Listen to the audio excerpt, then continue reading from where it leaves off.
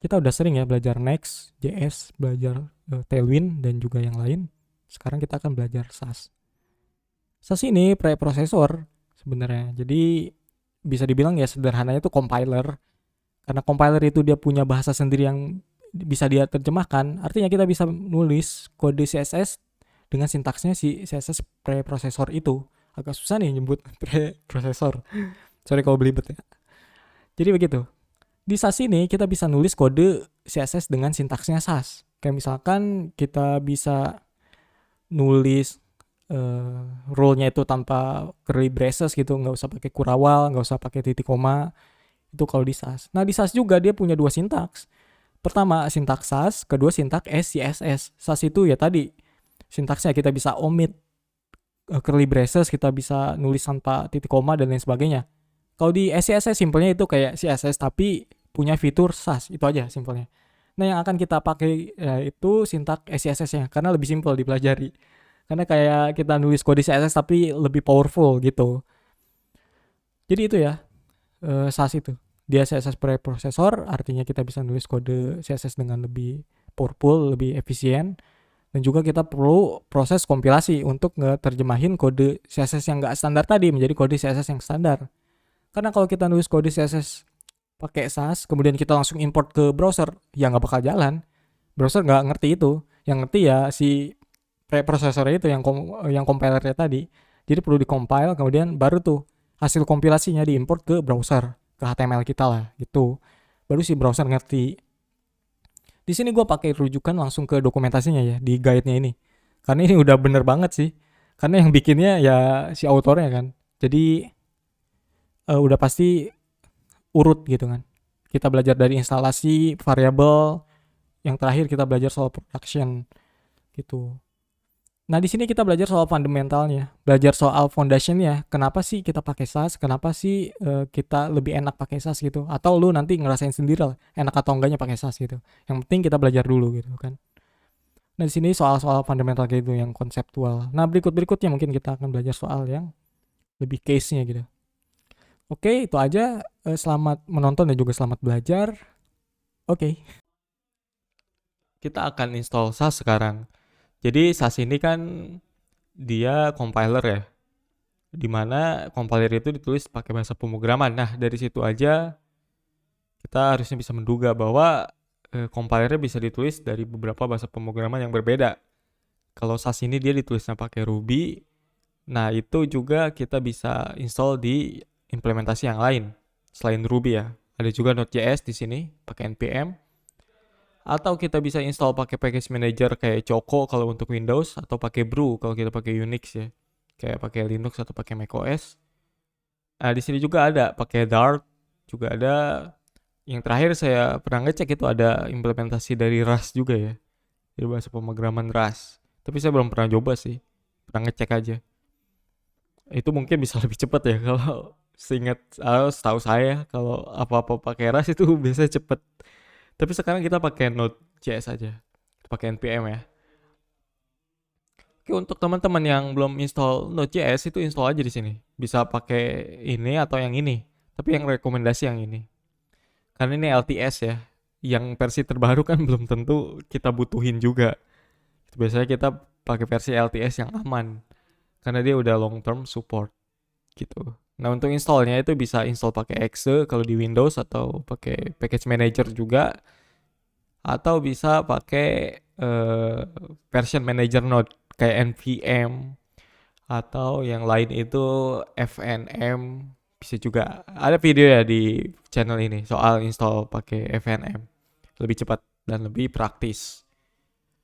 Oke, gak usah banyak uh, ngomong-ngomong lagi, kita install aja ya. Di sini gue udah install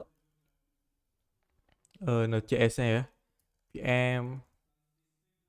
Nah, sekarang kita install ini JSAS. Nah, udah jalan. Jadi kita harusnya bisa jalanin ini sih. Udah ya. Nah, di sini versi 1.4 dia compiled with Dart to JS. Oh, baru tahu saya ada ini ya. Dart to JS. Mungkin dari bahasa pemrograman Dart ke JS gitu. Ya intinya itu. Jadi kita install versi SAS 142,0 itu ya. Nah, untuk teman-teman yang pakai Windows ya bisa pakai Choco tuh. Biasain pakai package manager biar gampang apa-apanya gitu. Atau kalau lu pakai WSL ya, ya udah bisa pakai APT kalau WSL-nya itu Ubuntu. Jadi jangan mempersulit hidup dalam dunia pemrograman pakai Windows ya. Biasanya pakai Linux atau eh, bisa pakai BSD atau dipakai macOS. Oke, intinya itu. Jadi berikutnya kita akan bahas soal SAS yang lain. Sebelum lebih jauh lagi, kita bahas konsep prosesornya dulu ya. Workflow-nya itu kayak gimana sih? Jadi di sini ada sintaks CSS ya nih. Nah, jadi di SAS itu ada dua sintaks. Pertama sintaks SAS. Kalau kita pakai SAS itu save-nya itu ekstensinya .sas ya. Sama kayak namanya. Yang kedua ini alternatif sintaksnya dari SAS yaitu SCSS. Jadi kalau pakai SAS itu sintaksnya lain lagi. Kalau SCSS ini simpelnya itu kita kayak ngoding CSS pada umumnya, cuman ada beberapa fitur yang tidak standar. Ya contohnya kayak gini. Di sini ada background color pakai dollar kayak gini. Ini tuh variabel. Kalau kita pakai PHP mungkin udah biasa ya. Bikin variabel pakai dollar sign.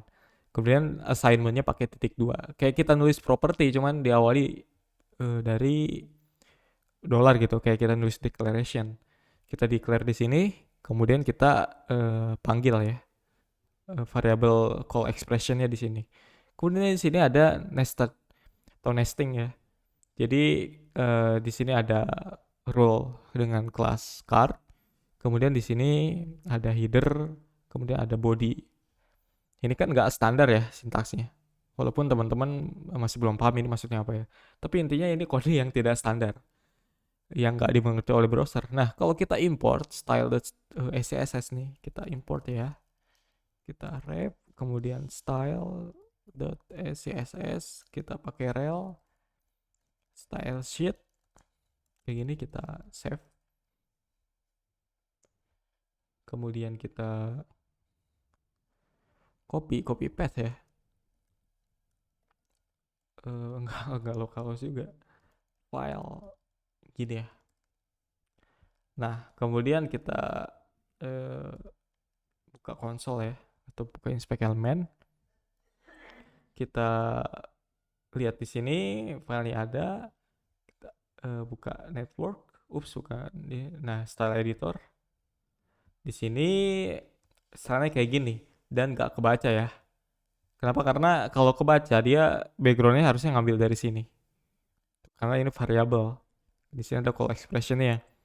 Dan sini nggak warna hitam, background di sini nggak warna hitam. Itu artinya si CSS nggak jalan. Itu dia yang dimaksud dengan yang nggak standar.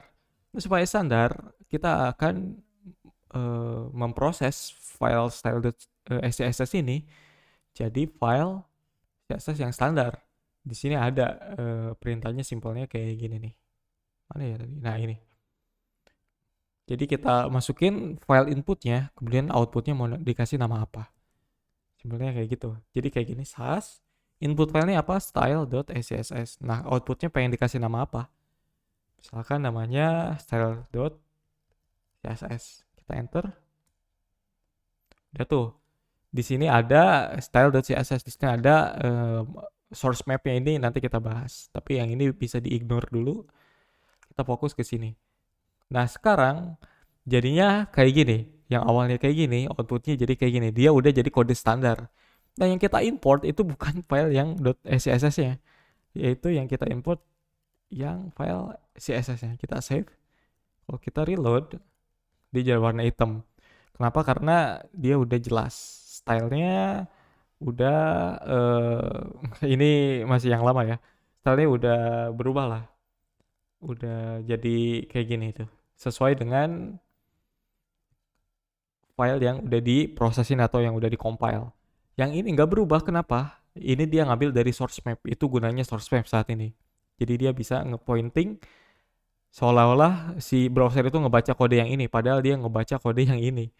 Ini supaya untuk debuggingnya gampang. Nah itu nanti kita bahas lebih dalam lagi soal source map ini. Tapi intinya itu, workflow dari CSS preprocessor. Kita nulis kode yang nggak standar, yang dimana sintaksnya itu dari CSS preprocesornya itu sendiri. Yang kita gunakan ini adalah SAS. Kalau kita pakai CSS ya beda lagi sintaksnya.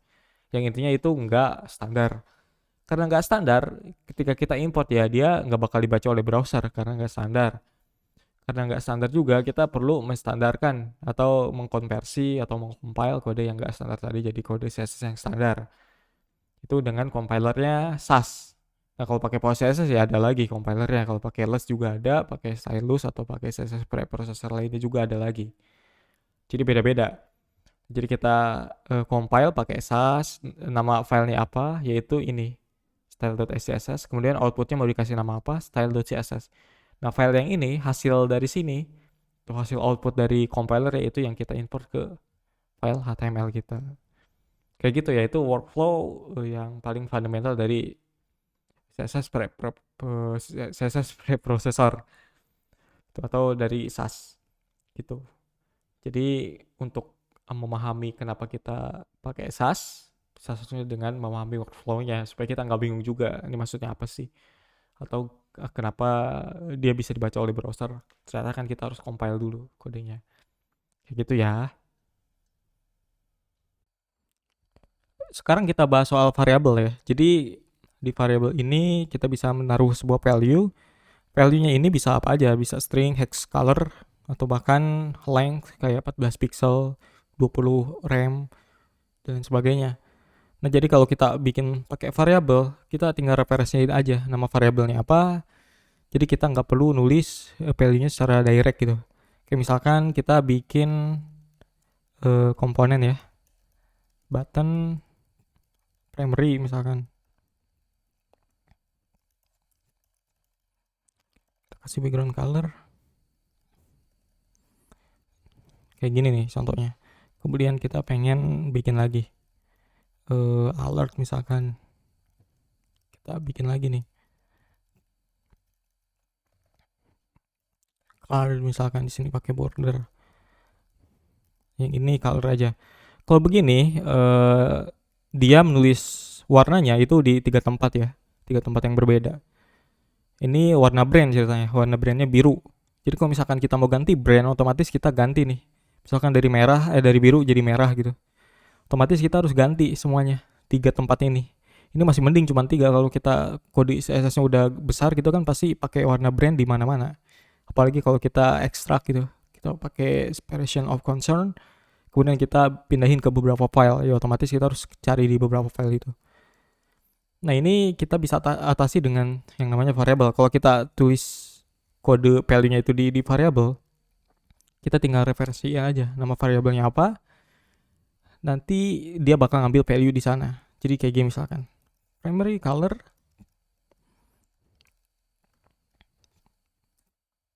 kayak gini. Yang ini diganti semua jadi primary color. Begini, habis itu tinggal di compile. Kalau di compile isinya jadi begini. Dia sesuai dengan value di sini kan. Jadi kalau kita mau ganti jadi red, misalkan jadi red ya. Kemudian kita compile. Dia nggak masalah jadi red semua.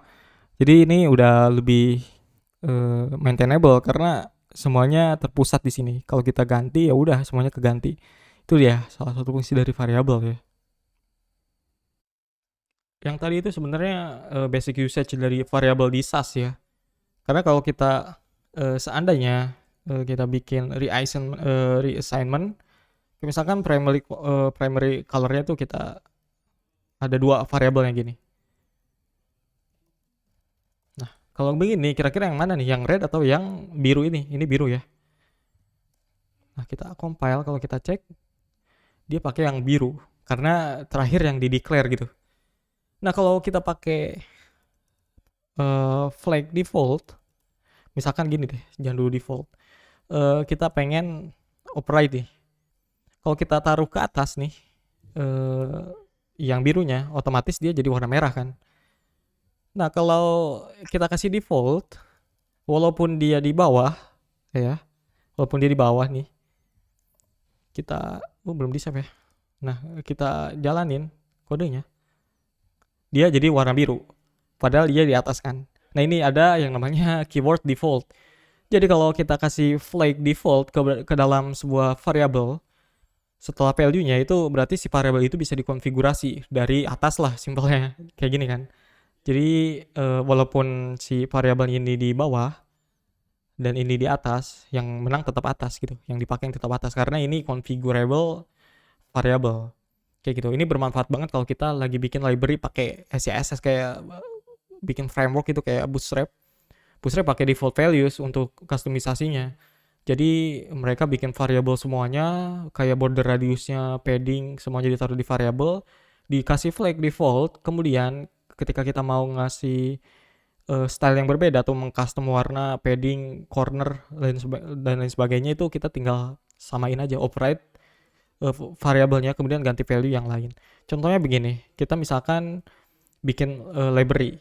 Ini kita bikin file baru, kita bikin namanya library aja.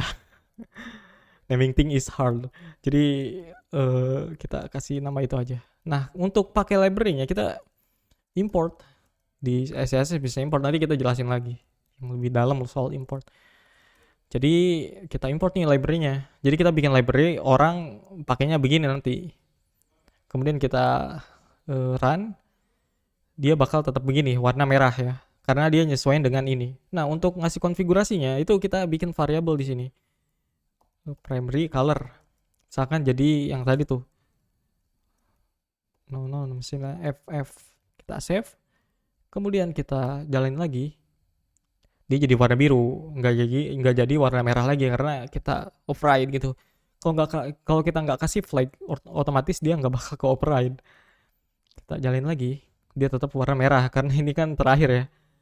Karena ini di atasnya, ini otomatis yang diambil yang terakhir. Itu udah basic usage dari variabel di bahasa pemrograman manapun kalau menurut gua kan. Kita di PHP begitu juga, kalau kita bikin variabel kemudian kita declare lagi satu variabel yang sama, itu bakal di reassign gitu. Kecuali di bahasa pemrograman lain mungkin kayak C gitu, harus pakai titik 2 atau di Golang dan sebagainya. Jadi begitu ya, ini ada yang namanya flag default yang memungkinkan kita atau yang bermanfaat untuk bikin si variabelnya ini jadi configurable atau reassignable ya. Gitu, ini bermanfaat banget kalau kita mau bikin library. Tuh. Sekarang kita belajar soal scope ya di variabel SAS ini. Sebelum itu gua mau bikin ini side to side dulu ya. Split right. Kayak gini. Oke, jadi variable scope di SAS ini ada dua. Pertama global, yang kedua itu lokal. Jadi kalau global itu yang ada di top level. Kayak misalkan kita bikin primary, kita bikin blue, kemudian kita pakai di sini btn color primary. Kita save lalu kita compile, dia jadi biru. Ini wajar ya yang kita pelajari. Nah, ini global variable karena kalau kita bikin di sini alert background color juga sama, kita pakai primary. Nah, di sini juga sama, dia warna biru karena kita bisa akses di sini dan juga di sini dan juga di tempat yang lain karena ini global variable. Yang kedua itu ada lokal. Di sini kita misalkan mau kasih corner radius, kita kasih corner 3 pixel. Di sini border radius, kita pakai dari variable corner. Nah, kemudian kita compile, tetap ya, dia 3 pixel, ngambil dari sini. Nah, kalau kita mau copy ini ke sini, kita save lalu kita compile, dia error. Kenapa? Karena di sini corner undefined variable. Kenapa undefined? Karena si corner ini dia di-declare-nya di dalam brackets ini doang gitu. Jadi variable yang di-declare di dalam brackets gini nih, di dalam declaration block atau brackets ini, curly braces, itu dia dianggapnya lokal scope-nya. Jadi cuman scope-nya tuh sekitaran ini doang. Nah, ketika kita mau akses dari sini atau dari tempat yang lain itu nggak bisa. Kenapa? Karena ya dia cuman dikenalinya di sini doang. Jadi ini jadi circle-nya dia sendiri gitu. Circle ini nggak ngerti gitu, nggak kenal sama orang-orang ini atau dengan variable ini gitu. Nah, supaya ini bisa diakses di sini atau di tempat lain, ya kita ke atasin. Kita save, kemudian kita compile. Nah, dia baru dikenali di semua tempat. Kayak gitu ya. Itu scope global dan lokal. Yang di sini itu atau di dalam curly braces itu dia lokal, kalau di top level itu jadinya global. Kemudian ada yang namanya shadow. Shadow variable ini kalau kita reassign sebenarnya. Kayak misalkan di sini kita pakai corner ya. Tapi di BTN ini kita pengen cornernya itu 5 pixel. Ya kita tinggal reassign aja di sini jadi 5 pixel. Kita save lalu kita compile. Nah, dia berubah jadi 5 pixel. Kayak gitu. Atau kita ganti yang di sini pengennya jadi vertikalnya itu 5 pixel, horizontalnya itu 10 pixel misalkan. Jadi kita compile lagi ya jadinya begini gitu ya. Ini simple banget. Jadi kalau mau shadow atau mau reassign kita bisa di lokal asalkan dia ada di global dulu gitu. Sama di sini juga kita bisa reassign juga atau shadow variabelnya. Nah, kayak gitu. Nah, sebenarnya kalau dulu itu kayak misalkan gini kan. Ini kan kasusnya tadi ya. Kalau kita jalanin dia error karena dia nggak kenal ya si corner ini adanya di sini, bukan di top global atau di top level ya. Top global mah ranking ini. Top level maksudnya. Jadi dia bukan ada di top level karena ya dia adanya di sini jadi nggak bisa diakses dari sini atau dari manapun. Kalau dulu itu sebelumnya itu ada yang namanya keyword global gini.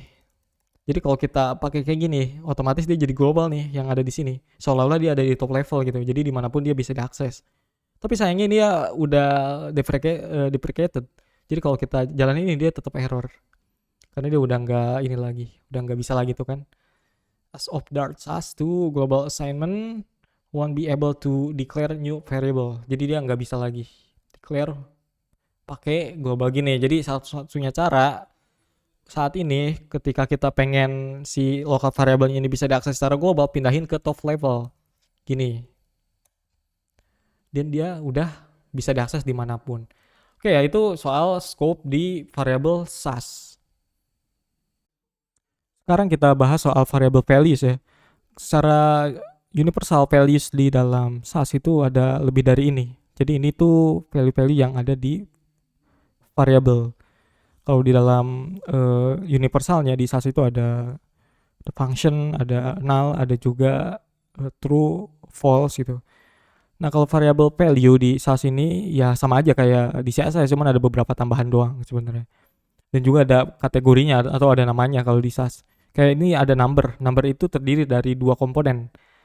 Unitnya, kemudian di sini lengthnya. Jadi pertama lengthnya berapa? 14, 15, 100, bla bla bla. Kemudian unitnya apa? Ya unitnya bisa relative unit atau absolute unit. Kayak pixel, kalau relatif bisa rem, m, dan lain sebagainya. Kemudian ada string, kalau string ya di dalam quote ya. Kayak gini contohnya. Kemudian ada color ini ya kayak gini, ada hex code atau bisa RGB atau jenis value color lainnya. Nah, ini yang nggak ada di CSS standar gitu. Yang ini tuh disebut dengan map. Kalau map ini kita bisa setarain sama kayak array sih sebenarnya. Kalau di PHP ya kayak associative array. Nah, kalau misalkan di JavaScript itu ya objek sebenarnya gitu. Jadi objek key value. Key-nya apa, value-nya apa. Nanti kita bisa akses nih map ini dengan function map.get misalkan, atau kita bisa set ke dalam map atau kayak nge-append satu elemen baru gitu. Itu bisa. Nah, ini namanya map gitu. Jadi kita bisa menggrup beberapa value serupa gitu. Nah, di sini ada yang namanya list. List ini ya kayak gini ya. Kalau di SAS ini list bisa dipisahkan dengan spasi, bisa juga dengan koma gitu, bisa juga dengan slash atau garis miring. Ini namanya list. Nanti itu kita bisa akses dengan namanya function juga. Function list.nth misalkan kita mau ngambil value yang 20 pixel gitu berdasarkan indeksnya. Gitu. Sama kayak gini, kita misalkan mau ngambil value green berdasarkan nama key-nya, success atau danger. Nanti dia return-nya red. Kayak gitu ya, ini variable value di dalam SAS. Kita belajar nesting ya. Nesting ini powernya SAS ini. Jadi dia bisa nulis rule dengan lebih simple. Nah, sebelum itu kita jalanin dulu ya. Di sini kita bisa pakai flag watch sebenarnya. Kayak gini. Jadi kita nggak usah jalan-jalanin lagi. Contohnya kalau kita bikin komponen kayak misalkan artikel ya, artikel, kemudian di sini kita mau bikin artikel title gini dot title gini ya, misalkan font size 40 pixel.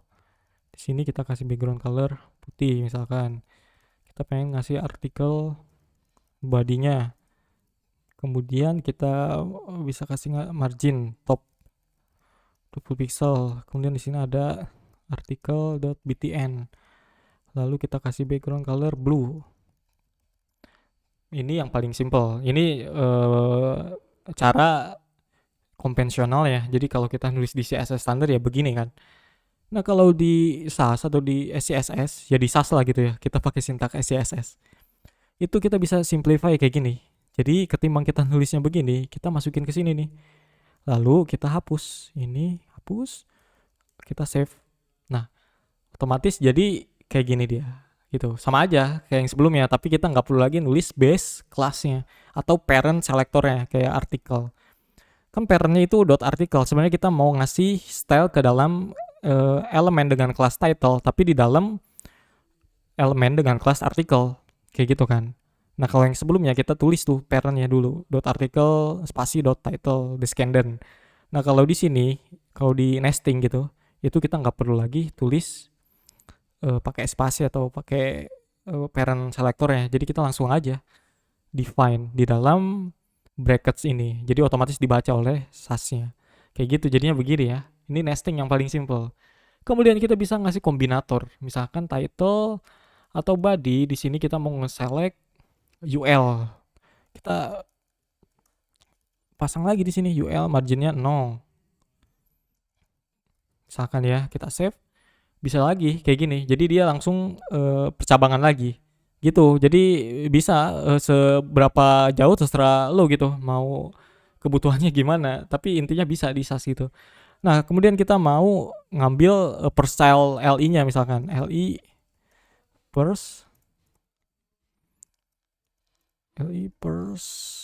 child. Misalkan color red. Bisa aja kayak gini gitu. Kemudian kita mau apa ya? Icon. Misalkan di buttonnya itu ada icon ya. Kita bisa langsung direct kayak gini, misalkan kita mau nge-select icon of font size atau width-nya 20 pixel, kita save. Nah, kita bisa ngasih kombinator di sini. Kayak gitu. Atau kombinator yang lain ya bisa aja, kayak general, sibling. Kayak gini. Atau next to elemennya kita pakai plus, bisa juga. Jadi kita bisa ngasih kombinator ke dalam selektornya kayak gini. Jadi simple ya. Kayak gitu. Ini nesting ya yang paling basicnya kayak gini. Dan ini yang paling powerful. Selain itu kita juga bisa ngasih atau ngikutin nama parent selektornya kayak gini misalkan. Contoh paling gampang itu ya di selektornya BEM ya. Kalau di BEM itu kan dia naming conventionnya jelas kayak gini. Kalau misalkan di CSS kita nulisnya begini, artikel, kemudian header, kemudian kita ganti jadi footer kayak gini ya. Nah kalau misalkan di SAS itu kita bisa simplify, sama kita pindahin ke sini, kemudian kita hapus ininya, kita ganti jadi done. Dan ini dia jadi simbol nama atau selektor parent ya. Jadi kayak di plus gitu. Kita save, di nggak ke render ya, karena kita nggak ngasih declaration apa-apa. Misalkan gini, padding 10 pixel, color red, background color gray, save kayak gini ya. Jadi dia otomatis langsung ngambil nama ininya, ditambah ke sini gitu pakai dan dia. Jadi kayak concatenate atau digabungin. Jadi gitu ya. Ini nesting di SAS. berikutnya mungkin lo bertanya-tanya gitu kan, gimana kalau misalkan mau ngasih hover atau episode kelas yang lain atau episode elemen bahkan, itu gimana? Simpel aja sebenarnya. Kita bisa pakai yang namanya kayak begini. Jadi misalkan kita mau ngasih background color jadi red, kita save, udah tuh artikel dua hover. Nah kemudian yang lain, kayak misalkan kita mau ngasih episode elemen kayak before after, tinggal begini aja. After ya, konten, kemudian kita kasih color red, misalkan kita save. Nah jadi itu dia after. Ya udah tinggal kasih dandan aja. Itu dia. Jadi ini bisa juga untuk ngasih hover after atau episode elemen atau episode classes yang lainnya. Kita bahas partials ya, atau kita bakal memisahkan file CSS ke beberapa file terpisah. Ya kayak sebelumnya sih, kayak library.css ini kan. Kemudian kita import sebelumnya di sini. Gitu. Jadi bukan di sini maksudnya. Gitu nih. Jadi kalau misalkan mau import itu atau mau misahin library atau misahin file CSS atau SAS, itu kita tinggal pastein aja, kemudian bikin satu entry point. Kemudian kita bisa import kayak sebelumnya ya. Kita import, kemudian nama filenya apa, kayak gini library. Nah kemudian di sini sebenarnya kalau mau jalanin atau compile file SAS gitu, itu nggak perlu kayak sebelumnya ya. Kalau sebelumnya kan kita pakai nama filenya ya style ke style CSS gitu, input sama outputnya. Kalau ini kita bisa ngonfile satu folder, jadi pakai gini aja sebenarnya. Jadi dia bakal ngedetek file SAS atau dengan ekstensi CSS ya, kemudian dikompil jadi file CSS. Kalau kita jalanin kayak gini, dia bakal nge-generate satu file lagi, library.css, dan satunya itu soal source mapnya. Jadi dia nge-compile library.css juga, kayak gitu. Karena dia kan perlu di-compile juga. Jadi si compilernya otomatis ngedetect tanpa kita harus nge-compile satu-satu. Gitu. Nah, sekarang kita supaya enak ya, kita bikin folder baru ya, namanya SAS. Kemudian yang ini kita pindahin ke sini. Kita move. Kemudian yang ini kita pindahin juga ke sini. Kita move. Nah, yang ini kita hapus-hapusin. Kemudian ini bisa di select sekaligus kan. Nah, kita delete. Kemudian move to trash. Nah, udah kehapus KB Gak apa-apa. Kita new file aja di sini. Style.sss kayak gini. Nah, sekarang kita import library-nya. Jadi kita bisa import di sini, kemudian library kayak gini. Kemudian di sini kita bisa langsung kayak gini aja nih. Nah, dia otomatis ke compile ya kan, library.css, kemudian style.css. Karena ada dua file CSS di sini, library sama style.css. Nah, yang mau kita bahas sekarang itu soal partialnya. Nah, partial di sini kita udah bikin satu file namanya library.css. Sebenarnya kita nggak mau nge-import kita nggak mau nge-compile library.css ini karena kita udah nge-importnya. Jadi si library.css ini cuma buat di-import, bukan buat di-compile. Karena kalau kita compile pun ya jadi sama, jadi duplikat kan. Ini library.css yang ini sama juga kan isinya. Ya karena sama-sama nge-import atau sama-sama source-nya gitu. Karena yang ini import dari sini gitu. Nah, supaya ngasih tahu ke si compiler gitu, ke compiler SAS ya, supaya si library CSS ini nggak perlu diimport atau nggak perlu di compile maksudnya, itu tinggal kita hapus dulu pertama yang ini. Kemudian di sini kita rename, awali dengan underscore kayak gini. Jadi si compiler bakal ngasih ini dapat info maksudnya. Dia bakal mengignore untuk nge-compile si library.css ini. Kayak gitu. Kalau kita compile di sini sekarang, dia bakal nge-compile style.css-nya doang kan. Kalau kita delete, nih kita ulang lagi. Nah, dia nggak ke compile yang library.scss-nya, tapi yang stylenya tetap ke compile. Kayak gitu, karena kita kasih underscore. Itu ya, karena nggak semua file itu kan perlu di compile, apalagi kalau kita ngodingnya gede gitu. Kayak framework Bootstrap kan entry point-nya cuma beberapa. Entry point-nya itu ada bootstrap.css, kemudian ada bootstrap grid, kemudian ada apa lagi ya? Dua ya.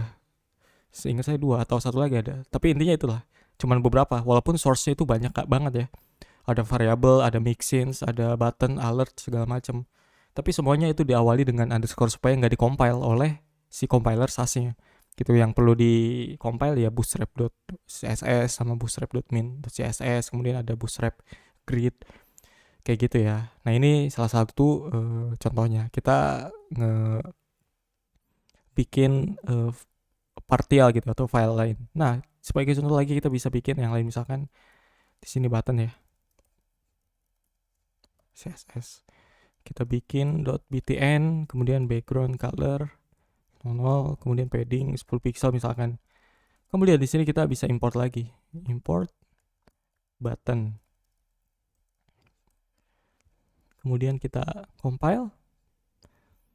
Yang di sini dia otomatis ada button karena kita import juga kan. Tapi dia buttonnya nggak di-compile jadi file baru gitu. Dan cara nge-importnya juga kita nggak perlu ngasih tahu underscore-nya. Jadi si compilernya udah pinter, dia bakal nyari tuh. Oh, ada nih nama filenya nih, underscore button, underscore library.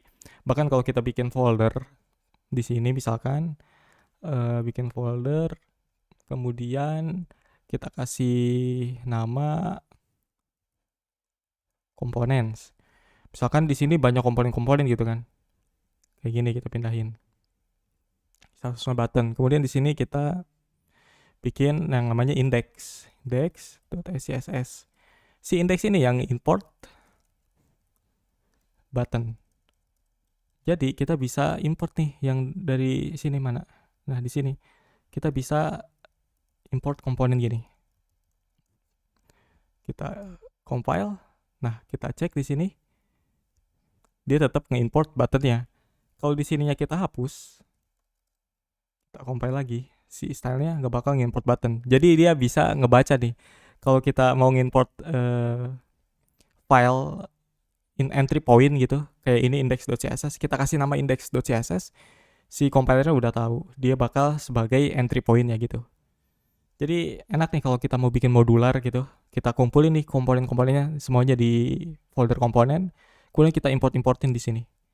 Jadi kita tinggal nge-import satu file aja di sini, kemudian kita import komponennya gitu. Ini jadi udah mantep banget. Itu urusan lo masing-masing sih sebenarnya, itu masuknya ke best practice ya. Biar maintainable gimana. Tapi ini caranya soal partial di SAS gitu. Nah, selain itu, import ini ke depannya itu bakal dihapus ya. Bakal deprecated. Jadi beberapa tahun ke depan mungkin ya, import ini bakal benar-benar dihapus gitu fungsinya. Karena ada beberapa masalah yang serius gitu. Ada beberapa isu soal add rule import ini. Jadi sangat problematik kalau menurut si penulis SAS-nya. Makanya sekarang tuh diganti pakai use. Kayak gini. Ketimbang kita pakai import, sekarang mendingan pakai use. Kita compile, sama aja ya hasilnya. Kayak gitu. Bahkan kalau use ini kita bisa ngepas variable. Kayak misalkan yang library ini. Mana yang library? Nah, library ini kan ada satu variable primary color ya. Nah, kita bisa ngepas variable ke sini dengan cara yang lebih dalam tanda kutip elegan ya. Kayak gini nih. Library with begini, kemudian kita kasih primary color. Di sini jadi black misalkan. Nah, kan ini red ya. Kita compile, kemudian kita cek di sini. Nah, dia jadi black tuh. Ngebaca. Jadi ketimbang kita ngedefine di sini primary color gitu dengan di sini aja. Jadi lebih bagus kan? Kayak kalau di code igniter itu kalau kita mau pas variabel gitu ke view tuh pakai semacam compact gitu with. Kalau di Laravel juga kan ada tuh with kayak gini, with variabelnya apa, var, kemudian isi value. Jadi jauh kemana-mana ya. pembahasannya, tapi intinya gitu. Jadi kita bisa ngasih pas variable ke dalam file CSS-nya. Jadi ngasih tahu ke si compilernya, hey compiler, gue mau nge-import file library ini dengan variable-variable di sini. Kayak gitu. Jadi ini soal partial ya di SAS. Sekarang kita bahas modul ya. Sebenarnya dari tadi kita udah bahas modul pas bagian partial. Cuman partial itu kan istilah lamanya. Karena dulu di SAS itu cuma ada import gini yang kayak kita pakai dari awal. Kayak gini misalkan. Nah, karena import ini mau deprecated gitu atau bahkan mau kadaluarsa atau bahkan mau dihapus beberapa tahun ke depan. Jadi SAS bikin gantinya yaitu add use. Add use ini baru-baru ini. Kemudian dengan datangnya add use ini juga ada istilah baru yang namanya modules gitu. Kalau dulu partial dengan import, sekarang partial juga sebenarnya. Cuman sekaligus ada istilah barunya yaitu modules dengan datangnya add use ini. Kayak gitu. Nah, bedanya kalau kita import ya cuman import doang. Kita ngegabungin gitu kayak concatenate file atau di merge gitu filenya. Dua file atau beberapa file digabung jadi satu file SAS. Itu gunanya import. Nah, kalau use itu lebih dari itu sebenarnya. Selain yang kita bahas ini, kita bisa ngepas variable. Ini jadinya local variable karena kalau kita debug di bawah itu dia gak bakal baca. Nah, selain ini dia juga bikin namespace untuk members di dalam file library ini. Members itu istilah di SAS yang mencakup variable, function, dan juga mixins. Function dan mixin kita belum belajar ya. Tapi seenggaknya lo pahami dulu lah ada istilah itu gitu. Nah, jadi add use ini juga dia mengimport members di variable, function, dan mixin dari file yang diimportnya. Dalam hal ini yaitu library. Di library ini ada members, mana ya kita buka. Nah, membernya cuma satu, dia cuma ada primary color. Kalau kita bikin function dan juga mixin di dalam ini, otomatis dia juga bakal diimport ke file style.scss ini gitu. Kita bisa tahu dari mana? Contohnya begini. Kita bisa ngedebug. Debug ini ya kayak debugging di bahasa pemrograman ya. Kalau di PHP ada pardam, ada printr, atau di Laravel-nya ada dd gitu. Kemudian kita misalkan mau bikin primary color, ngedebug ya. Kalau kita jalanin, dia bakal error. Kenapa? Undefined variable. Kenapa? Karena di sini kita declare-nya di dalam sini, di dalam tanda kurung ini. Jadi dia terkategorikan sebagai local scope variable. Dia nggak global. Kalau kita declare-nya di top level, artinya kita bisa declare di sini juga atau kita call variabelnya. Karena di dalam sini otomatis dia nggak bisa dipanggil dan undefined gitu. Nah, kita sebenarnya bisa panggil si variabel ini karena si variabel ini udah jadi bagian library ini kan. Karena kita mau ngirim variabel ini ke file library.css ini. Nah, untuk itu kita bisa pakai yang namanya namespace. Namespace-nya itu berdasarkan dengan nama filenya. Kalau nama filenya library berarti kita kasih namespace gini. Library. Kayak gini. Kita jalanin. Nah, ada tuh debug black dia. Karena kita udah shadow di sini, kita reassign. Kalau kita nggak reassign, dia pakai value-nya yang ada di file sana. Kita save, kita jalanin lagi. Nah, dia value-nya red, yang awalnya black jadi red sekarang. Kenapa red? Karena di sini ada value-nya red gitu. Ini karena default value-nya ya. Jadi kita bisa ngakses variable atau member lain, function dan mixin, tapi karena di sini kita cuma punya satu member yaitu variable. Jadi kita bisa akses variabel yang ada di sini dari file ini gitu. Jadi berdasarkan namespace-nya apa, kemudian variabelnya apa gitu. Ini enak banget sih. Jadi fleksibel gitu. Kalau kita bikin file base kayak file normalize atau file core gitu yang di dalamnya variabel-variabel atau function, helper dan lain sebagainya. Jadi kita bisa import dari situ gitu tanpa harus kita declare di mana-mana lagi. Jadi lebih terorganisasi dengan rapi. Gitu ya. Itu soal modules. Kita bahas make sense ya, dimana make sense ini fitur di SAS yang memungkinkan kita untuk mengabstrak satu style. Kemudian style itu bisa jadi reusable. Artinya kita bisa pakai style itu di beberapa tempat yang lain. Style itu bisa rule atau satu declaration block aja. Atau satu declaration. Contohnya begini. Kita hapus dulu ya. Kemudian kita bikin make sense. Sebelum itu kita bikin cara ininya dulu konvensional ya biar enak. Misalkan kita bikin satu card di mana pakai naming convention yang semantik. Kayak misalkan artikel padding 10 pixel. Kayak gini terus box shadow.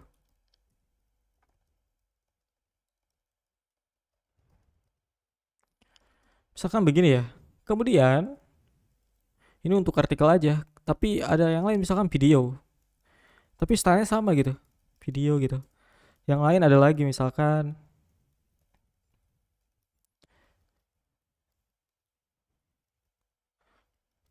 inilah news gitu.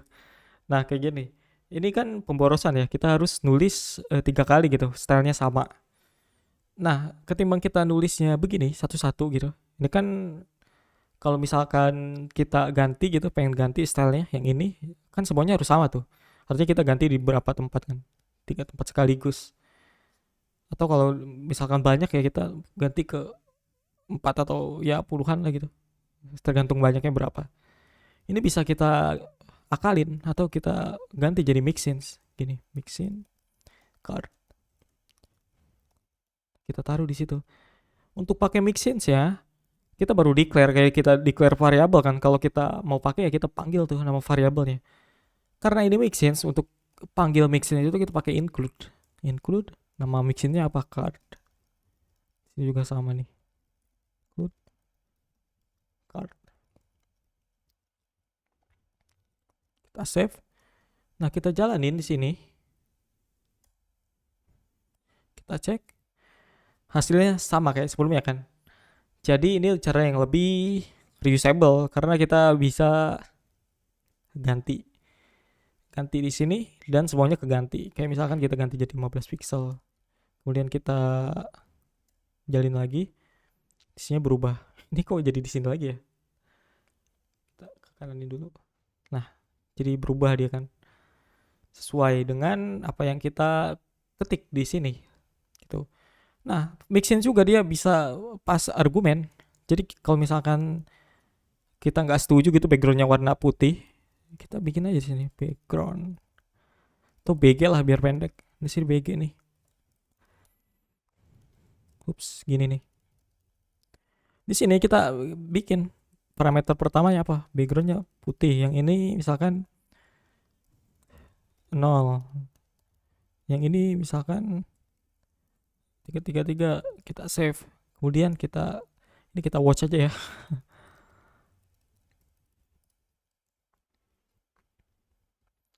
Di sini kelihatan kan berubah sesuai dengan apa yang kita pas di sini. Sini warna putih, ini juga ikut warna putih. Yang ini warna hitam. Ini warna hitam. Di sini ya juga sama. Selain itu juga kita bisa ngatur yang lain ya. Kayak misalkan padding. Kita bikin aja padding. Padding, kemudian di sini kita ganti jadi padding. Di sini kita ganti jadi misalkan 20 pixel. Kita save dulu nih. Di sini error nih.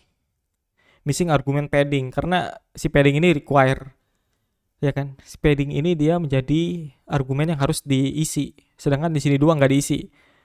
Sedangkan nggak semuanya itu pengen di custom. Ada beberapa yang harus sesuai dengan defaultnya yaitu 15 pixel. Kita bisa set default value-nya di sini 15 pixel. Kalau kita save kayak gini, dia bakal 15 pixel. Yang ini 20 pixel. Jadi optional argumen. Kayak gitu. Lebih enak kan? Jadinya kita bisa custom satu aja karena yang lainnya ngikutin. Nah, kemudian juga kita bisa kasih ini juga nesting di sini hover misalkan. Transform scale satu kita save. Ada juga tuh article hover, video hover, ada juga semuanya. Sama di sini kita bisa kasih nesting apapun tergantung kebutuhan kita kan. Karena di sini ya contoh kayak gini aja. Contoh yang paling konkret lagi, kita bisa bikin yang namanya apa ya? Vendor prefixes. Mixin vendor atau transition misalkan kita mau bikin vendor prefixes untuk transition. Jadi kalau kita mau bikin transition, karena transition ini CSS3 kan, ada beberapa browser yang nggak support. Jadi kalau kita mau bikin transition itu nulisnya begini. Misalkan kayak gini ya. Nah, ini nggak cukup satu. Yang lain misalkan untuk WebKit. Kemudian untuk mouse ya. Mouse transition. Untuk IE, Internet Explorer transition gitu. Atau ya nggak usah transition, transform gitu juga bisa. Kayak misalkan transform.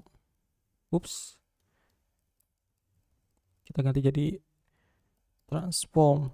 Ya bisa juga kayak gini. Nah, karena kalau kita ngetik begini, kemudian kita bikin di untuk elemen yang lain kayak card gitu. Kita pengen ngasih transform. Ini transform tapi isinya ini ya. Pengen diganti ya. Udah bagus transition. Nah gini. Nah karena ini eh kalau kita nulisnya begini untuk yang lain itu di copy paste kan. Kayak gini juga. Misalkan dengan value yang berbeda. Kayak gini. Ini ribet kan. Jadi semuanya harus kita terjemahin sendiri nih. Vendor prefixesnya. Belum lagi yang lain pakai transition juga. Itu ribet. Nah maka dari itu kita pakainya di sini aja. Kita bisa manfaatin mixin untuk bikin vendor prefixes. Kayak gini misalkan. Kita kasih propertinya apa? Properti di sini ada duration. Jadi kita pakai nih kayak gini. Property duration. Di sini nggak perlu lagi kayak gini. Kita pakai include transition. Propertinya apa? All. Kemudian di sini durasinya berapa? 3 detik. Yang ini juga sama, tinggal ganti aja misalkan yang ini 5 detik. Kita save. Nah, ini dia. Jadi kita bisa manfaatin mixin untuk bikin vendor prefixes gitu. Kayak beberapa properti kan butuh vendor prefixes ya, karena dia belum support di beberapa browser. Walaupun transition sekarang udah most supported properti di beberapa browser yang major kayak gitu. Tapi ini gunanya mixin. Sebenarnya lebih banyak lagi, tapi ini paling sering kita pakai gitu untuk project-project yang nyata kita kerjain. Itu ya. Kita belajar soal inheritance ya, atau extend. Jadi inheritance ini ya warisan sebenarnya. Lebih eh, keren juga nih. Lebih keren atau enggak sih tergantung ya. Karena ini fitur yang powerful juga di SaaS. Jadi contohnya gini, kita mau bikin error message ya. Ini contoh yang paling enak kalau menurut gua. Atau button juga bisa sebenarnya. Kayak misalkan button di Bootstrap kan ada primary, success, danger, info, dark, warning. Nah kita bisa bikin itu. Contohnya kalau kita mau bikin kayak gitu, kita bikin misalkan BTM primary. Di sini kayak gini, kemudian kayak gini, background color. Kemudian di sini blue ya. Yang lain kita samain. Cuman ganti warna jadi warning, misalkan warning ke yellow. Di sini warning. Kemudian di sini ada danger. Danger ya red ya. Ada sukses. Sukses hijau ya. Kalau kita save ya normal ya, nggak ada yang salah. Tapi gini pemborosan karena ada rule yang sama. Apalagi kalau kita misalkan rule-nya banyak. Ada transition kayak gini. Kemudian ada display flags misalkan. Kita copy, akhirnya ya kita samain kan. Kemudian ya ini juga sama, kita save.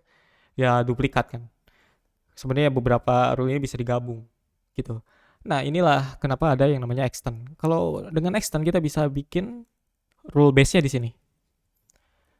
btn base misalkan. Kita taruh nih declaration block yang base-nya. Yang dimana sama semua gitu. Yang beda kan cuma background color ya. Maka dari itu kita hapusin aja ini. Hapusin. kita bisa hapusin, kemudian tinggal extend btn bs pakai persen ya, kayak gini. Kita save. Nah ini baru satu ya, kemudian kita gabungin sini, samain semua. Nah dengan kayak gini dia bakal bikin seperti ini rule-nya. Jadi pakai koma gini kan, karena ini sama semua ya. Ini karena ini sama semua di ke satu berapa nih, 1 2 3 4 rule ini sama semua yang beda background color, ya tinggal digabung aja. Sisanya ya bikin rule sendiri-sendiri. Ini gunanya extend. Kalau pakai mixin itu beda hasilnya. Kan mungkin nanya kan, kenapa gak pakai mixin aja, kan sama aja tuh. Kita ngimport juga beda hasilnya. Kalau pakai mixin ya jadinya begini nih. Include kan, dia include, kita save, beda dia. Jadinya duplikat. Sama aja kayak tadi, cuman bedanya ya dia terpusat aja di sini. Dia pakai reusable style di sini.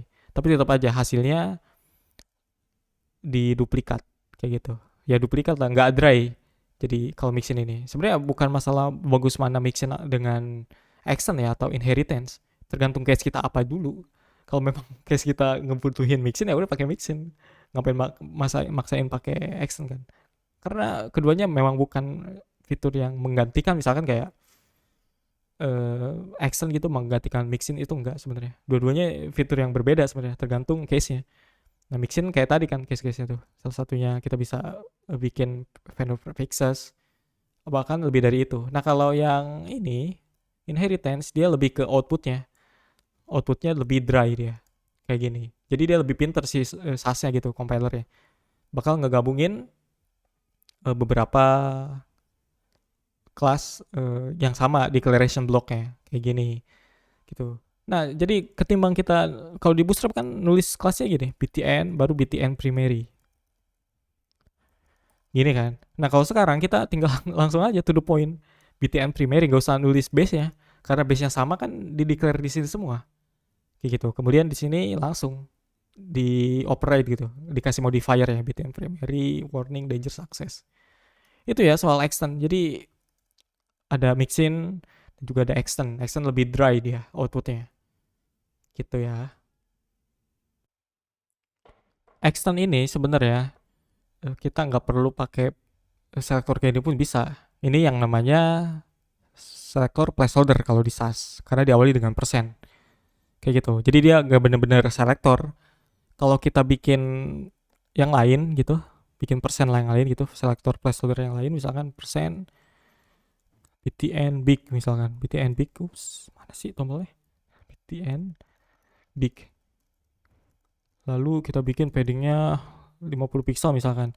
Karena di sini nggak ada yang extend ke btn big ini, kalau kita save dia gak bakal di print di sini karena nggak ada yang extend, kecuali kalau kita extend ke sini dia bakal di print gitu. Itu namanya selector placeholder.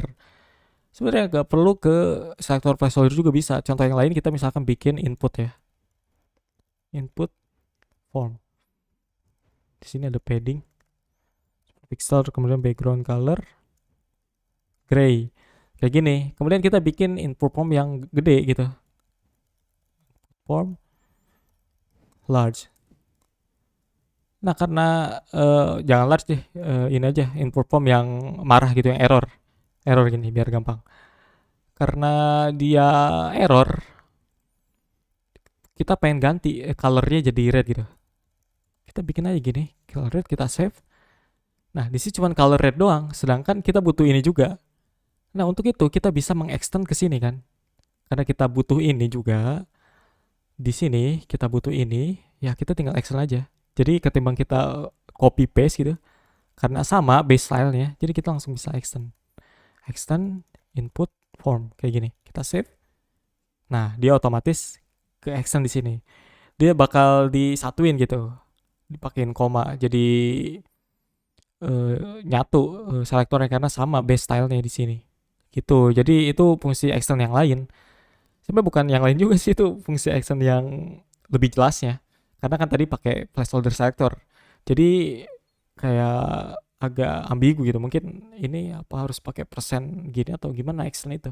Kalau mixin kan pakai add mixin, kalau extend pakai persen gitu. Sebenarnya nggak pakai persen juga, itu yang namanya selector placeholder, itu bagian dari SAS-nya, bukan dari atau bukan bagian inti dari si extendnya gitu. Jadi nggak harus pakai selector placeholder gitu. Jadi extend sama extend, selector placeholder mah ya beda lagi.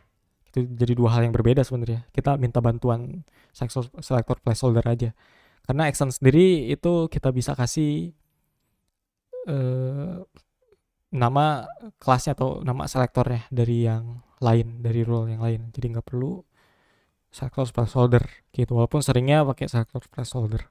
Gitu ya, itu soal fungsi extend yang lebih jelasnya lagi. Sekarang kita bahas soal property nesting ya. Jadi selain kita bisa nesting di rule, itu kita bisa juga nesting di dalam property declaration. Kayak gini misalkan kita bikin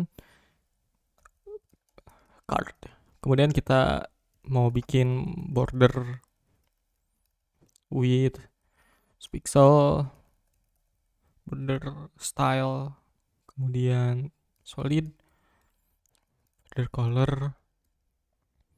kemudian misalkan hitam. Dan itu kita bisa pakai font family, kayak misalkan ini deh.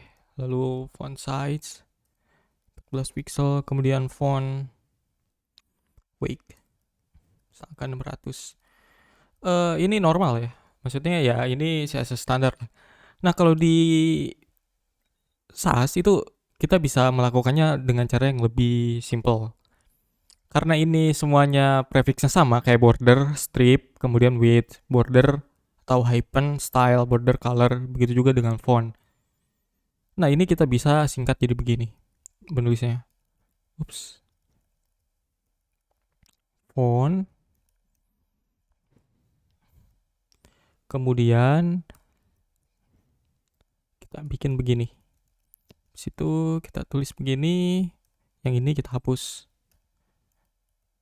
Yang ini hapus. Begitu juga dengan ini nih, border. Kita tulisnya begini. Kita pindahin ke sini, habis itu kita hapus. Kita save. Nah, isinya sama aja, tapi cara nulisnya lebih simple kayak gitu. Ya border kita juga bisa tambahin misalkan radius ya. Radius 10 pixel. Ada juga border radius. Jadi ini yang dinamakan dengan property nesting ya, property declaration yang nesting pakai SAS atau di CSS gitu. Jadi ketimbang kita nulisnya satu-satu font strip bla bla bla, font strip bla bla bla gitu kan, atau border strip propertinya apa, nah kita lebih baik nulisnya begini, jadi lebih terorganisasi gitu, atau jadi lebih rapi tulisannya, lebih simpel juga kan, karena keempat ini atau lebih dari ini itu dia punya prefix yang sama, yaitu border, font, atau yang lain kayak misalkan apa lagi ya selain ini, transition kayak transition property, duration itu kan sama aja. Oke, itu soal property nesting. Kita bahas soal SAS variable, gimana caranya kita paste SAS variable ke dalam CSS variable, karena di CSS juga kita bisa nulis variable ya, atau namanya custom property. Jadi kita mau ngambil dari SAS variable, value-nya itu kita ambil ke CSS variable. Jadi seandainya kita punya variable kayak gini, misalkan primary kayak gini ya, kemudian kita bikin red, misalkan red juga deh, gua males mikir kode warna, blue, kemudian misalkan green juga kayak gini. Nah, kemudian kita pengen nulis CSS variable kan di dalam root tuh biasanya, karena kita mau nulisnya sebagai global variable. Kita samain tuh namanya, kan begini harusnya ya. Kemudian kita tulis.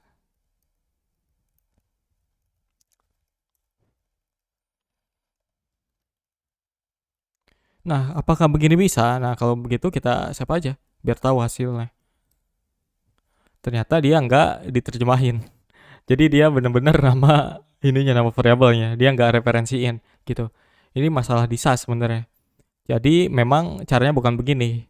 di SAS itu. Ini masalah dengan SAS scriptnya, jadi ya entah kenapa gitu kan di belakangnya mungkin jadi konflik atau apa. Tapi kenyataannya begini, kita nggak bisa nulisnya seperti ini. Jadi kita harus pakai yang namanya interpolation, yaitu dengan cara seperti ini, pakai pagar terus begini. Kayak di JavaScript, kalau di JavaScript interpolationnya kita pakai dolar, malah dolar, kemudian baru di dalam brackets gitu. Kita bisa begini. Kalau di JavaScript kan begitu. Kalau JavaScript tapi harus di dalam template literal dulu begini. Kemudian kita nulisnya begini kan. Lalu di sini JavaScript expression. JavaScript expression ini ya kita bisa tulis tambahan atau variable call, function call dan lain sebagainya. Tapi kalau di SAS seperti ini, mirip-mirip lah ya. Kita save, baru dia muncul. Jadi ini salah satunya kegunaan dari interpolation ya. Jadi dia bisa ngereferensiin variable di dalam custom propertinya CSS. Kayak gitu ya kalau lo mau ngereferensiin SAS variable untuk diambil value-nya ke dalam custom propertinya CSS. Kita bahas soal conditional properties ya, atau conditional declaration.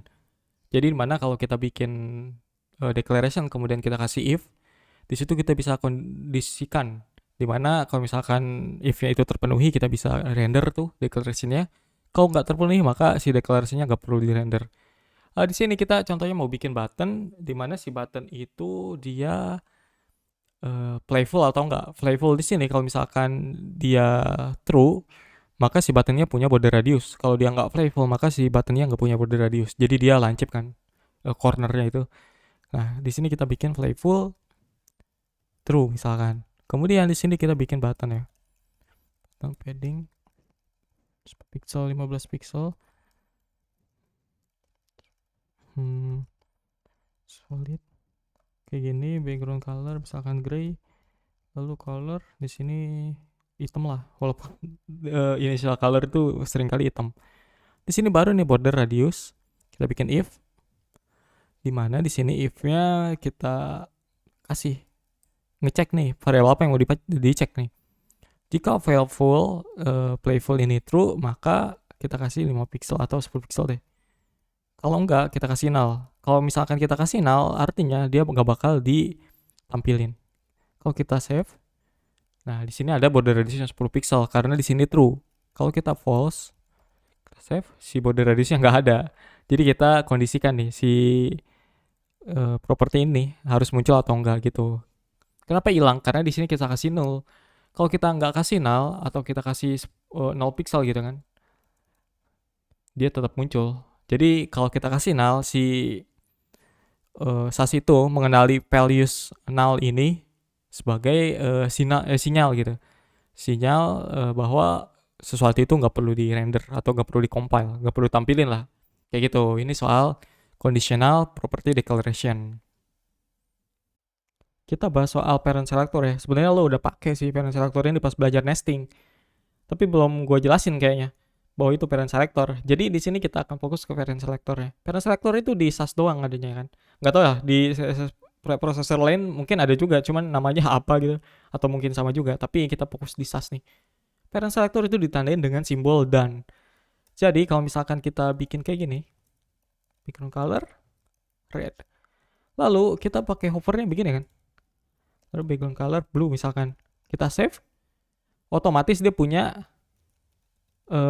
.btn, padahal kita tulis done doang. Nah jadi si done ini dia representasi dari parent selectornya, yaitu ini. Kalau misalkan kita gambarin ya begini, done sama dengan .btn gitu, karena parent selectornya ya ini .btn sesuai lingkupnya dia. Kalau dia semakin dalam, misalkan kita pakai span atau .icon deh, icon begini, dannya itu berubah lagi, bukan lagi .btn tapi dia .btn.icon, karena si icon ini berada di dalam parent.btn, .icon, kemudian di dalam parent.btn, jadi .btn spasi .icon. Jadi dan ini simbol dan representasi dari .btn spasi .icon. Begitu juga kalau lebih dalam lagi ya, misalkan di dalam i,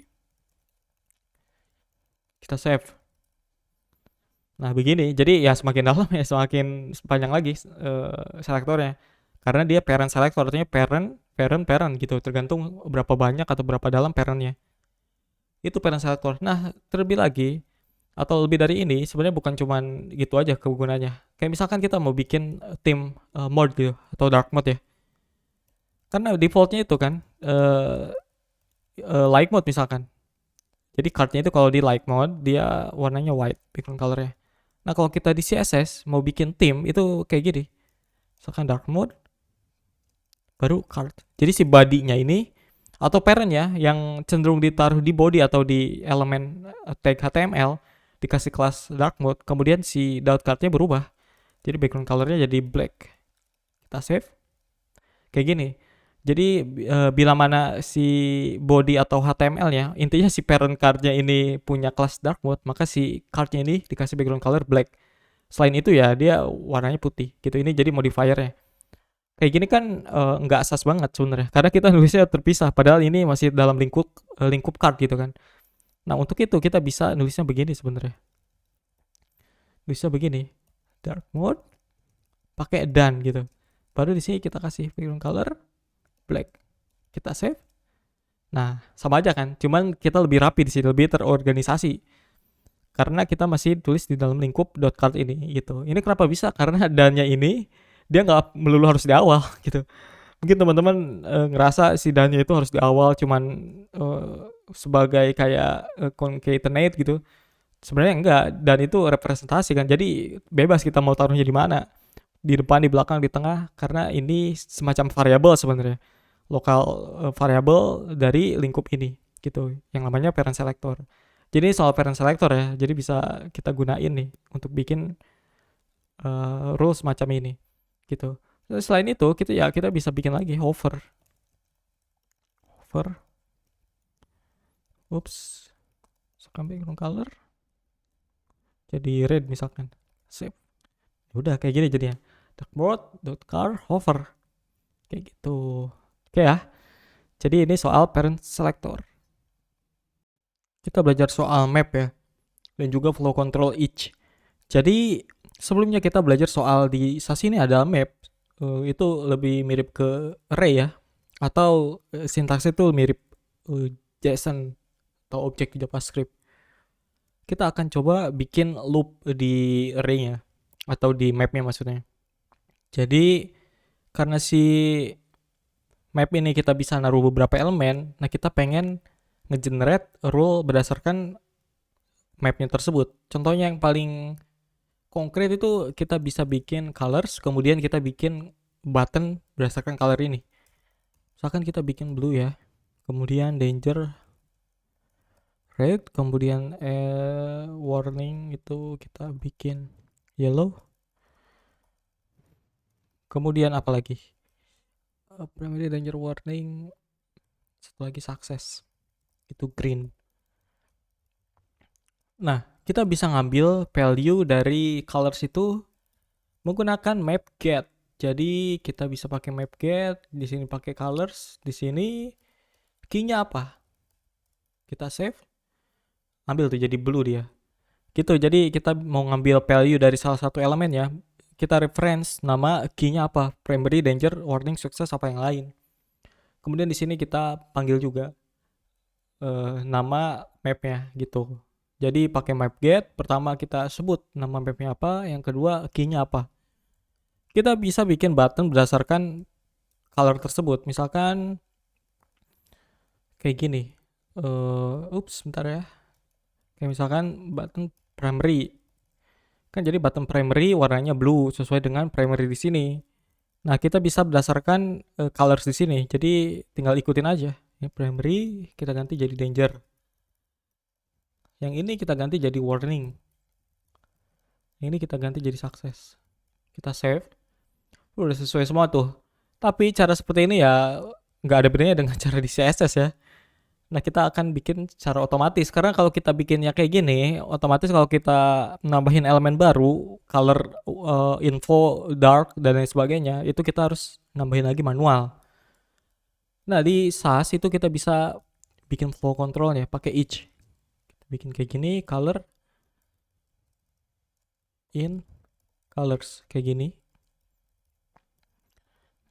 Kemudian kita save misalkan. Nah, di sini dia nge-generate 4, 1, 2, 3, 4 rule yang sama. Kenapa? Karena kita ngeloop ini. Ini rule-nya sama kan? Karena nggak ada interpolation apapun. Kita nge-generate ini 4 kali. Kenapa 4? Karena di sini ada 4 elemen. Nah, sekarang kita pengen color primary ini sesuai dengan ininya. Elemen-elemen di sini gitu. Untuk itu kita bisa pakai interpolation. Sebelum itu kita harus tahu dulu isi dari color itu apa. Pakai debug kayak gini. Color. Kita save. Ups, error. Ini. Nah, di sini tuh isi colornya itu primary spasi blue, danger spasi red, warning spasi yellow. Jadi isi dari color itu gini, danger spasi red, primary spasi blue, jadi primary spasi blue. Nah, sedangkan kita pengen ngambil ininya doang. Ininya. Dan juga kita ngambil value-nya langsung. Jadi kita bisa pakai koma di sini, koma value. Key. Key ini dia representasi dari key-nya, value ya representasi dari value-nya. Jadi kita bisa pakai interpolation di sini. Ini key. Di sini nggak usah pakai kayak gini lagi karena kita udah bisa dapat langsung ini. Jadi langsung value. Kita save. Nah, selesai. Kita udah berhasil bikin button sesuai dengan colorsnya. Kayak gini kan. Button primary blue, danger red, warning yellow, success green. Jadi kalau kita tambahin lagi, misalkan info dark blue, ada nggak dark blue? Kita save. Kayak gini. Jadi dia udah otomatis berdasarkan dengan ini. Nah, ini kegunaan dari atau keuntungan dari SAS juga ya, atau preprosesor. Jadi kita kayak nulis di bahasa pemrograman aja gitu. Nulis CSS-nya lebih efisien. Itu ya soal flow control di SAS.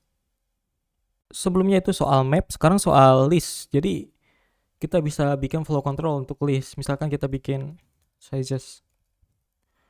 Ini untuk font ya, misalkan 14 pixel, 20 pixel, 20 pixel, 30 pixel. Kita bisa bikin juga kayak gini, size in sizes. Kemudian kita debug size kayak gini, kita save.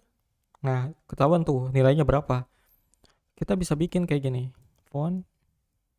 Kemudian kita bikin interpolation size. Kemudian font size, string size. Kita save. Jadi tuh utility classes. Jadi sesuai dengan listnya. Kayak gitu. Selain itu untuk ngakses misalkan 14 pixel, yang ini kita hapus dulu ya. Ups. Untuk ngakses satu itu bisa pakai NTH. Ups. Listnya itu sizes, kemudian n-nya berapa, numbernya. Kita bisa ngakses berdasarkan indeks, misalkan 1. Kita save. 14 pixel. Kemudian yang kedua 20 pixel. Jadi dia nggak dari 0 ya. Dari ini. Dari 1, 1, 2, 3, 4 gitu. Jadi sesuai dengan urutan ya. Itu ya soal list dan juga NTH. Jadi kita bisa bikin flow control untuk list juga. Ini bermanfaat banget kalau kita mau bikin utility classes. Sebenarnya utility classes juga kita bisa generate dari map ya. Karena Bootstrap udah bisa generate utility classes dari map, dari SAS map yang sebelumnya kita bahas. Kayak gitu. Kita belajar function ya. Di SAS ini ada function. Jadi kita bisa bikin function untuk dipakai di beberapa tempat. Misalkan kita mau bikin function nih, sintaksnya bikin aja angry. Jadi kita bikin string di mana outputnya dia bakal marah-marah gitu, atau uppercase. Uppercase biasanya orang marah-marah pakai uppercase kan. Untuk ngentesnya kita pakai debug angry, misalkan hello world kayak gini. Kita save, muncul tuh hello world. Basic ya untuk invoke functionnya itu tinggal angry aja, atau nama functionnya terus dibarengin dengan simbol invoke-nya itu buka kurung tutup kurung, kayak di bahasa pemrograman lah. Debug ini ya untuk nge-echo atau untuk nampilin outputnya ke dalam CLI gitu. Pada kenyataannya kita pakainya langsung di declaration. Misalkan kita bikin kayak gini, font 14 pixel, font size. Kita mau nambahin pixelnya itu pakai ini, pakai function, misalkan 14 pixel ya. Jadi kita bikin function, misalkan numbernya berapa, Kita bikin return and tambahin px, save, jadi tuh. Ini contoh penggunaan function ya, walaupun absurd sebenarnya. Kita ngapain bikin function buat nambahin pixel doang. Tapi contohnya begini, kita bisa proses si number ini ke dalam function. Ini soal function. Nah, function juga di SAS itu ada built-in function. Built-in function itu juga dia disebut dengan built-in modules. Jadi functionnya itu di dalam modules. Dimana kalau di dalam modules itu biasanya dipakainya itu di dalam namespace. Kayak misalkan ada modul SAS string. Nah, untuk pakainya pakai string dulu. String dot misalkan to uppercase hello. Kita save. Muncul tuh jadi gede, sama aja kan sebelumnya. Loh, kenapa ini pakai string, yang sebelumnya nggak pakai string, tinggal uppercase aja. Jadi uppercase ini dia juga adalah global function. Tanpa kita ngimport itu dia udah ada di global scope. Jadi kita tinggal pakai aja. Gitu. Jadi kalau misalkan kita mau importnya berdasarkan namespace, kita bisa import built-in modulesnya. Jadi built-in modulesnya kita import pakai use, lalu kita pakai namespace-nya string.toUppercase. Nah, modulnya itu ada banyak, ada string, ada color, ada math, ada juga meta dan lain sebagainya, banyak lah. Tergantung kebutuhan lo gitu, tinggal cek aja dokumentasinya. Nah, selain itu juga ada function yang sering gue pakai sebenarnya, kayak misalkan RGB. Misalkan kita punya hex code kayak gini. Kemudian kita pengen dikasih jangan hitung juga deh. Ini 0069FF. Kita pengen kasih alpha channel ya 0,5, kita save. Nah, dia jadi RGBA itu outputnya gitu. Jadi kita nggak perlu susah-susah nge-convert si hex code-nya ini jadi RGBA dulu atau RGB dulu, baru kita tulis gitu RGB-nya berapa. Gitu, RGB-nya berapa, kemudian kita tulis alpha channel-nya. Gitu. Jadi kita bisa pakai RGBA untuk pakai hex code atau mengconvert hex code ke RGBA gitu. Itu salah satunya RGBA. Ada juga selain itu darken atau lighten. Gini, dark 69 web, misalkan 5%. Kita save. Nah, kita agak menggelapin warna hex code ini. Kalau tadi kan RGBA itu, dari RGBA kita beralih ke darken. Kalau misalkan RGBA kan tadi mengconvert. Kalau ini dia menggelapin warna hex code yang kita provide gitu. Yang awalnya ini kalau digelapin 5%, dia jadi seperti ini. Atau kontrasnya itu light. Save. Nah, jadi kayak gini kalau diterangin. Gitu. Ini built-in functionnya dari si SAS-nya. Jadi ini sangat bermanfaat sebenarnya kalau kita bikin-bikin project yang penuh dengan dinamis, yang penuh dengan mengandalkan compiler gitu kan untuk memprosesnya. Karena kalau kita udah pakai map, kemudian kita pakai flow control, itu kan semuanya udah dinamis kan, sesuai dengan mapnya. Kemudian ngandelin compiler untuk ngeproses itu. Gitu. Jadi pasti kita butuh function-function untuk bikin itu lebih sesuai dengan keinginan kita. Itu ya soal function. Kita belajar source map sekarang. Source map itu istilah yang lebih general lagi sebenarnya, bukan cuma di SAS ya. Di JavaScript kalau kita pakai Babel ada juga pakai atau Webpack gitu. Sebenarnya pakai Babel juga dalamnya. Atau TypeScript ada juga source map karena untuk ngebantu kita debug. Seperti kita pakai JSX di React, itu kan kodenya nggak standar, kode sintaks JSX sendiri gitu. Nah, kita butuh Babel untuk nge-transform JSX itu menjadi kode JavaScript standar. Gitu, kayak function-function JavaScript-nya diubah dan lain sebagainya. Kemudian di situ adalah source map tuh.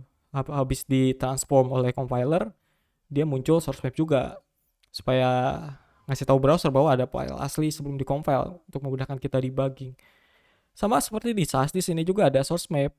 Jadi source map itu untuk nunjukin file asli dari si file CSS yang di-generate tadi. Gitu. Mungkin masih bingung ya. Gini, kita mau pakai library misalkan. Gak usah pakai gini ya. Kita save. Nah, kita buka CSS ya, ini ya dari sini. Dia muncul kayak gini. Karena kita import dari library isinya begini kan. Dia isinya begini, kemudian hasilnya seperti ini. Kalau tanpa source map nih, kita hapus source mapnya. Kita buka di browser ya. Kita reload, kita inspect. Kita pergi ke bagian style editor. Kelihatan nggak? Gua gedein tuh. Kayak gini. Nah, di sini ada CSS yang kita import. Karena di sini kode CSS-nya seperti ini. Ada kayak gini ya, link ke style CSS-nya. Isinya kayak gini.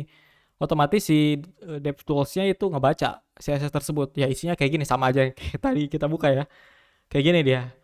Gitu. Nah, di sini udah hasil compile deh gitu. Udah hasil yang di-compile. Artinya kita nggak pernah tahu gitu. Kalau ada error, itu errornya di mana? Karena yang dibuka di sini itu hasil compile-nya. Sedangkan yang kita coding itu bukan hasil compile-nya. Yang kita coding itu ya file ini SCSS-nya kan, file SAS-nya. Gitu. Yang dibuka di browser itu file hasil dari kompilasinya. Sedangkan yang kita coding di sini. Kalau ada error, kita ngodingnya kan di file SCSS ini. Gitu kan. Nah, sedangkan kita nggak bakal bisa lihat di browser. Contohnya begini ya. Kita bikin button dah. Bikin button, background color, kita pakai darken.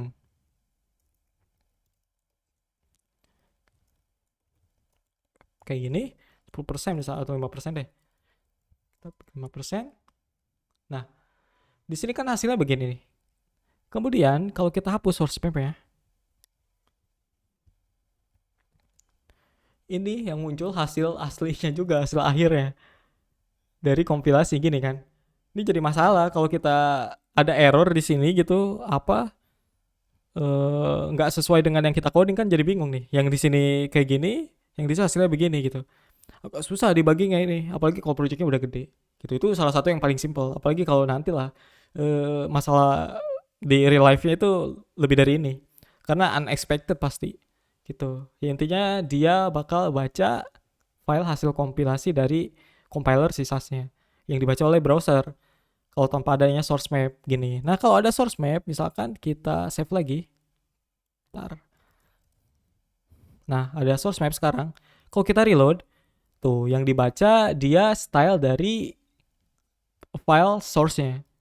Jadi kalau kita debug itu lebih enak. Kalau kita pergi ke sini tuh ada ini codingannya sesuai dengan apa yang kita coding.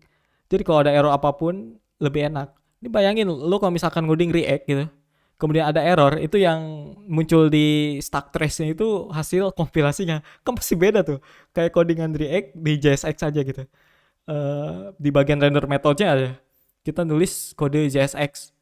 Kemudian yang di stack trace-nya itu function yang aneh yang kita nggak kenali. Kita nulisnya tag HTML gitu atau tag JSX div bla bla bla class name bla bla bla gitu. Yang muncul di stack trace ya atau di error message-nya itu ya kode hasil kompilasinya itu bakal bingung banget. Itu yang paling real kalau buat gue ya. Kalau lu ngoding React atau ngoding Vue yang pakai compiler gitu, pasti ngalamin error kayak gitu. Jadi bakal susah. Kita ngodingnya JSX yang muncul coding JavaScript kayak react.create element. Karena kan dari JSX kalau ditransform jadi function JavaScript standar juga, create element gitu kan. Kemudian ada fragment jadi function JavaScript gitu. Contohnya kayak gini juga di SAS gitu. Kalau misalkan yang dibacanya oleh browser itu file hasil kompilasinya, sedangkan yang kita coding itu file source dari SAS-nya, itu bakal nggak sinkron, bakal bingung juga kalau ada error gitu. Karena bakal beda, ini kok begini gitu. Itulah dia kenapa kita butuh source map. Jadi source map itu ngasih peta ke browser bahwa hey browser, lu boleh baca file hasil kompilasinya, tapi yang ditampilin di debug atau yang ditampilin di DevTools itu file source-nya. Gitu sebenarnya. Yang di sini Sal editor ini dia file yang source-nya, sedangkan yang dibaca oleh browser tetap file aslinya yang ada di sini. Gitu. Karena di sini ada source map. Isi source map ya kayak gini. Sources-nya apa aja nih source-nya?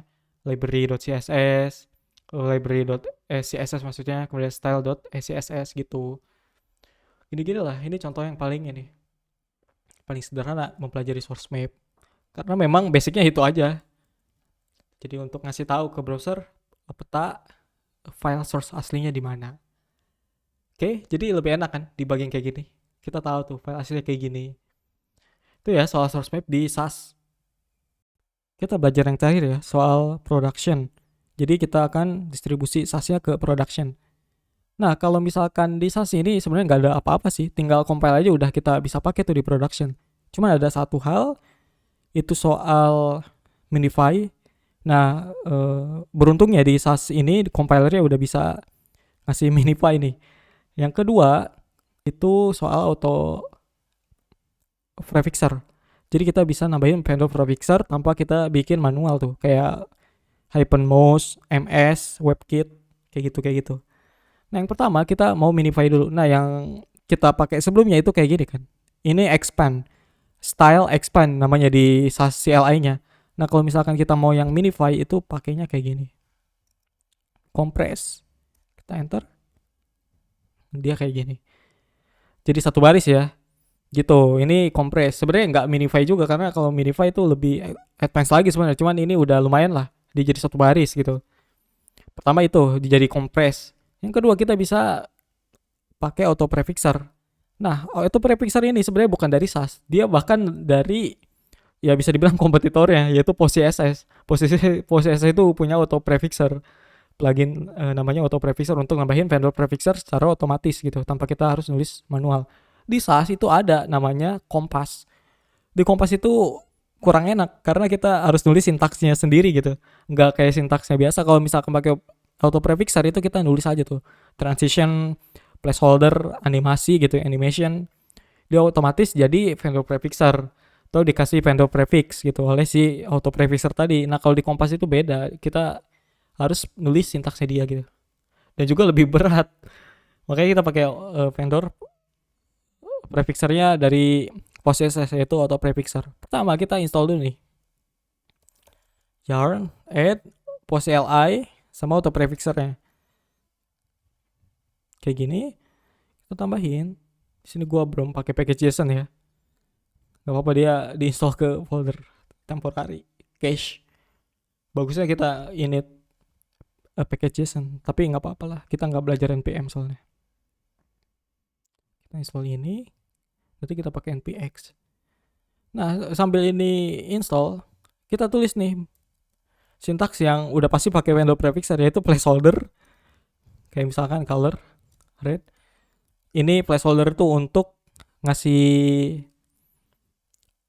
style ke dalam placeholder yang ada di input form, kayak input text area gitu. Kemudian animation, misalkan animation fade in, walaupun gak ada keyframe ya, pura-pura aja nih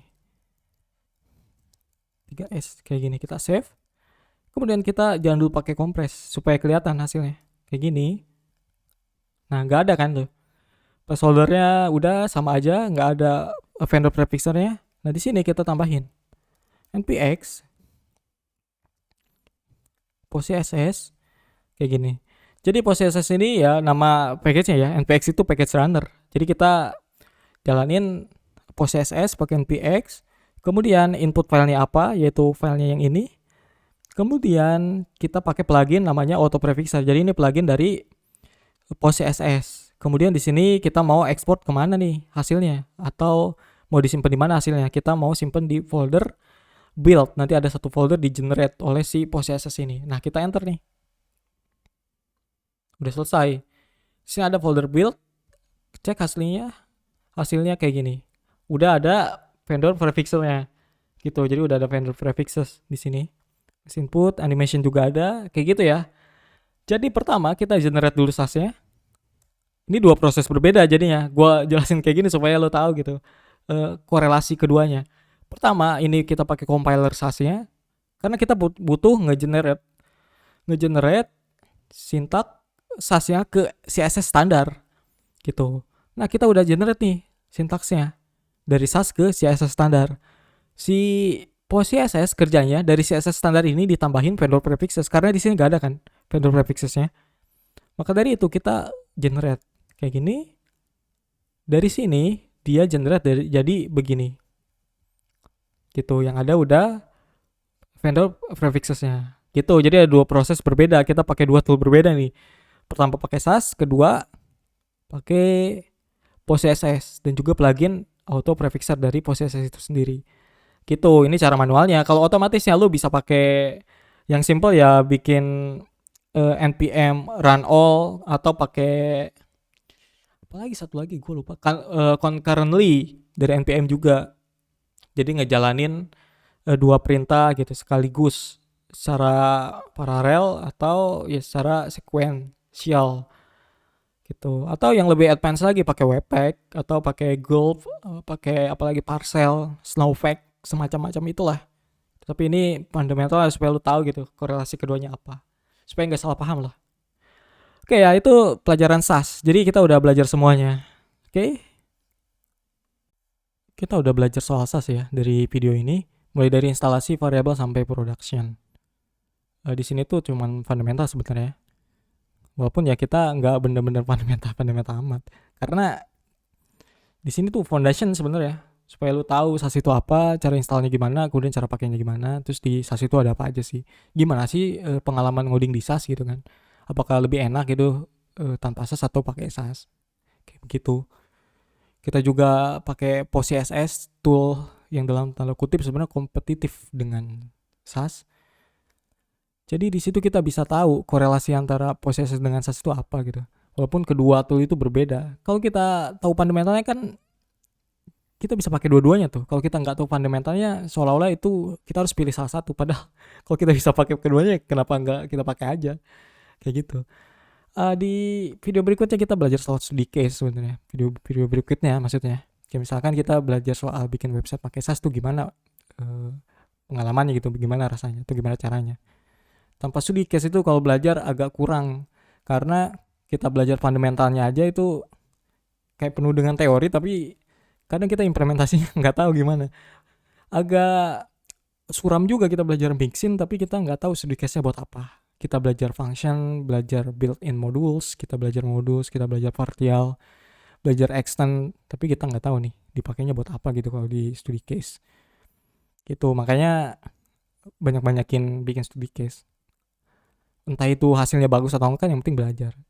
Nggak apa-apa kita misalkan belajar bikin framework sendiri kayak Bootstrap gitu, kan jadi tahu tuh apa aja yang perlu dibikin, apa aja yang perlu dibuat, apa aja yang perlu diciptakan gitu kan.